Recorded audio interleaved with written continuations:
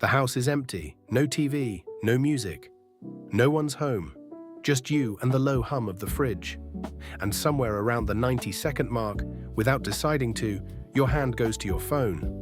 Not because it buzzed, not because you're bored exactly, because the quiet got loud and you needed something, anything, to put in front of it. Maybe it's the shower with no podcast playing. Maybe it's the drive when the song ends and you don't cue the next one fast enough. Maybe it's lying in bed at 2 a.m. when the world finally goes still. And that's the exact moment your brain decides to bring up every dumb thing you've ever done. Here's what I want you to know before we go any further. The discomfort you feel in silence is not a personality flaw. It's not that you can't be alone with yourself. It's a survival alarm, millions of years old, firing in a world it was never built for. Let me show you what's actually happening up there. Start with the part you already feel. Silence doesn't feel neutral, does it? A truly quiet room doesn't feel like a blank page. It feels like something is about to happen, like you're waiting for a shoe to drop that never drops. That feeling has a name in your nervous system. It's vigilance. And the strange thing is, your brain treats the absence of sound as a signal, not as nothing. Quiet, to the oldest part of you, means something. Quick thing while we're here. If you've ever turned on the TV just so the apartment wouldn't be silent, hit that like button. It honestly tells me to keep digging into this stuff. Okay, back into it. In 2014, a psychologist named Timothy Wilson ran an experiment so simple it sounds made up. He took people, put them in a plain room, took away their phone, their pen, everything. And he asked them to do one thing: sit there, alone, with nothing but their own thoughts, for somewhere between 6 and 15 minutes.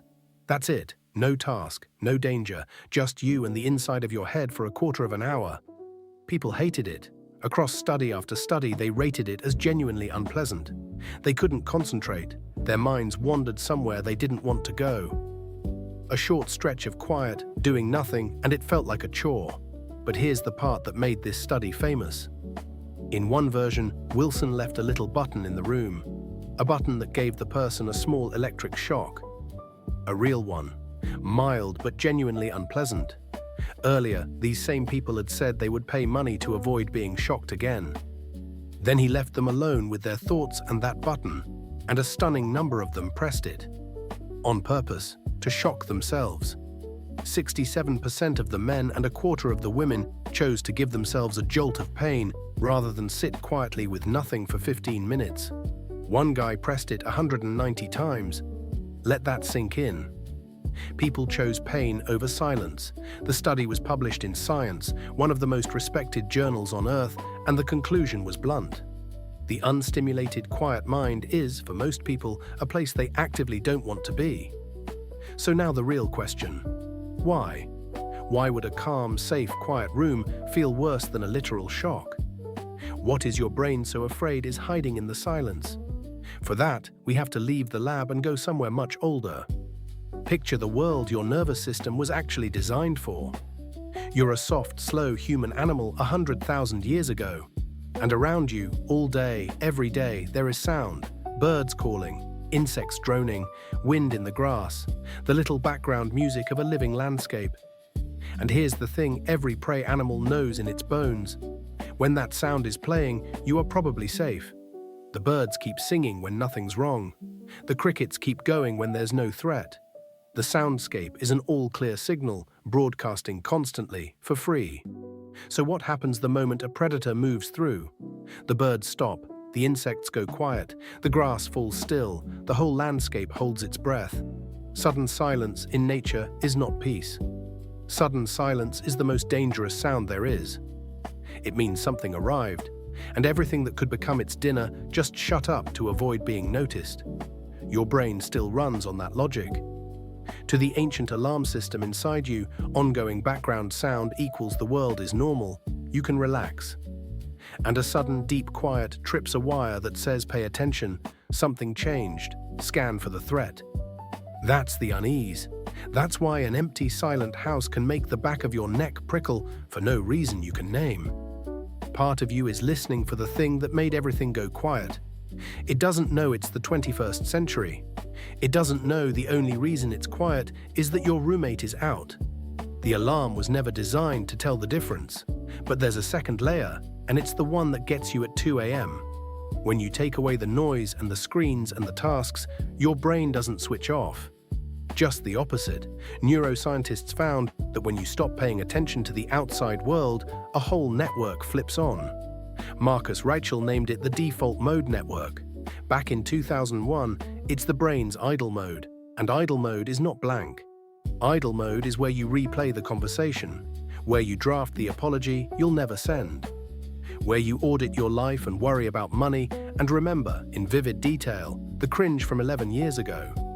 The default network is the seat of self-referential thought, the story of you. And a lot of that story, by design, is your brain scanning for problems to solve.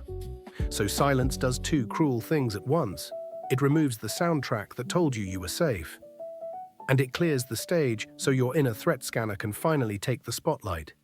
No wonder you reach for the phone. The phone isn't entertainment.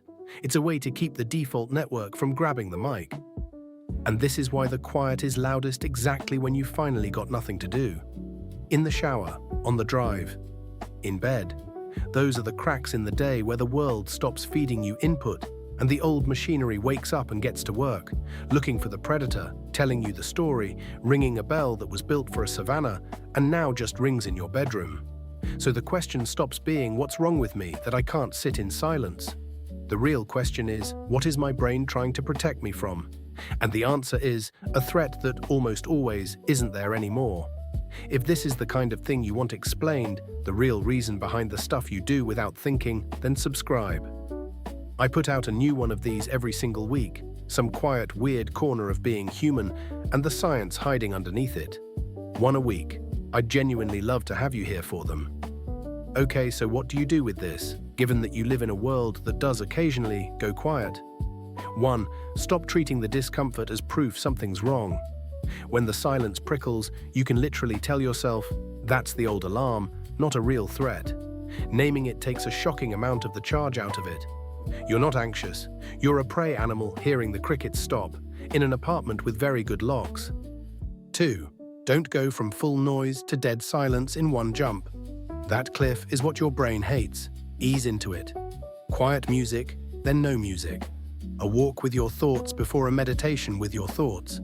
You're letting the alarm learn slowly that quiet is not danger. 3. Give the default network a job. The reason 2 a.m. rumination spirals is that an idle threat scanner with no target will invent one. Hand it something. A single calm thing to think about. The plan for tomorrow. Your breath. The point isn't to force the mind blank, you can't. The point is to choose the channel before it picks the horror one for you. So the next time you're standing in the empty house and the fridge hums and the quiet swells up and your hand drifts toward your phone, you can stop for a second. You don't have to fill it in a panic. You can put the phone down and let the silence just be silence. Because now you know what that uneasy feeling actually is. It's not weakness. It's not that you're bad at being alone. It's the most loyal alarm system on Earth. The one that kept your ancestors alive through 10,000 quiet, dangerous nights, still standing guard, still listening for a predator that is never, ever coming. You can thank it, and you can tell it to stand down. If this made the quiet make a little more sense, drop a like so it finds the next person who can't sit in a silent room, and subscribe for a new one every week. I'll see you in the next one.